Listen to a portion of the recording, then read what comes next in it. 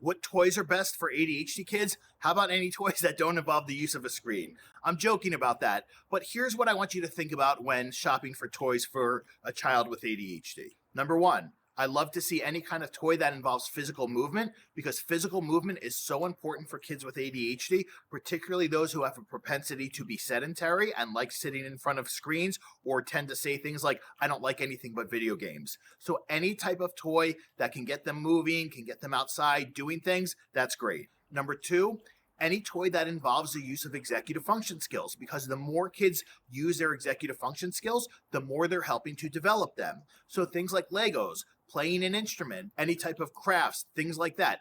Anything that is going to help them with planning, thinking ahead, designing something, those are all great ideas for toys for kids with ADHD. The last one would be any toy that involves collaborative problem solving where they have to work with somebody else to create something, solve a problem, or use flexible thinking skills. An example of that would be there's, escape room games that you can buy for the home now.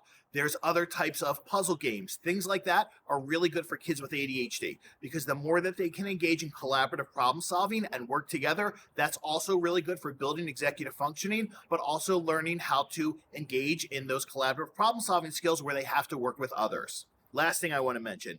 Many kids with ADHD have a propensity to say no to anything that they're unfamiliar with. So if you show your child a toy and they say, no, I don't want that, or that seems boring, understand that that is a natural reaction to anything that they're not familiar with that has to do with inflexibility. That doesn't mean they're not going to like it. Often we have to expose kids to new experiences and take them out of their comfort zone to help them understand what they're good at and also what they enjoy. So when you're toy shopping, stay away from the screen-based toys.